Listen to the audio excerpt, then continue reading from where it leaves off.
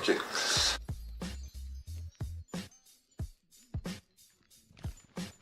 J'avais envie de te parler d'un mythe égyptien. Donc c'est le mythe de Ra. Donc en fait Ra c'est le dieu soleil, tu vois. Il représente la connaissance, la lumière, la beauté si tu veux. Et en fait tous les jours, il parcourt le ciel sur sa barque, donc pour apporter le soleil au monde. Donc il est sur sa barque tous les jours. Et il traverse le ciel comme ça, avec le soleil. Et donc c'est lui qui éclaire la terre, donc qui permet aussi l'agriculture, donc la vie, etc. Et ce qui se passe, c'est que toutes les nuits, il passe donc de l'autre côté, et en fait, il n'éclaire plus la terre, parce qu'il rencontre le serpent Apophis. Donc c'est un dieu qui représente le mal, le chaos, si tu veux. Et en fait, ce qui se passe, c'est que toutes les nuits, il le combat, il doit le tuer toutes les nuits, et pour permettre à la Terre d'avoir de la lumière, tu vois. En fait, ce qui est intéressant, c'est que Apophis, il représente le chaos, le mal, etc. Et il n'a pas d'existence propre, tu vois, il n'existe qu'à travers Ra, qu'à travers ce mythe-là. Si tu veux, le mal, en fait, dans ce mythe, il n'existe pas réellement, il n'existe que par négation du bien et par opposition, tu vois.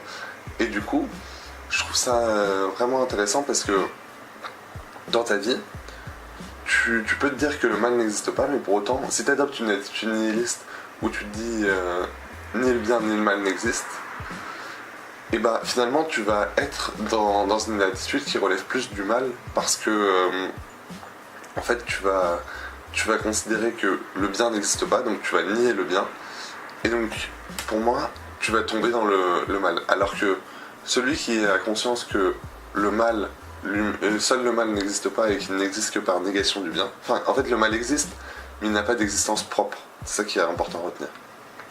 Si tu as conscience que le mal n'a pas d'existence propre, tu vas pouvoir créer tes propres valeurs, tu vois. C'est-à-dire décider toi-même de ce qui est bien, et donc par opposition de ce qui est mal. Mais ça va être important de définir tes propres valeurs. Moi, je sors d'une période un peu où je croyais aux thèses nihilistes et tout ça. Et en fait, c'est vrai que ça fait du bien de pouvoir voir ce qui est bon, le choisir un peu, choisir le beau, en fait, tout simplement.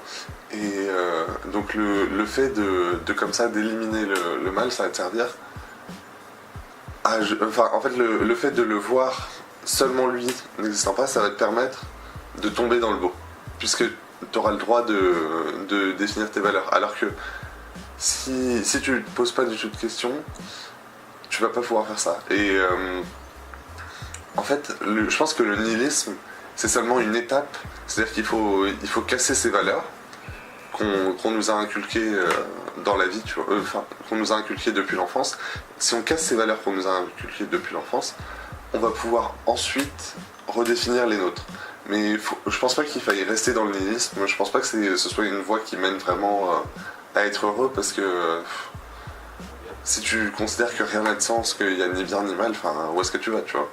Et il y a autre chose, c'est que putain, mais le mythe, c'est tellement essentiel, quoi.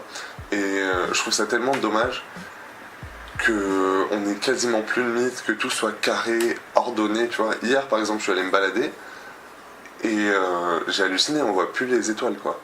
Ça faisait longtemps que j'avais pas regardé le ciel, mais on voit plus les étoiles.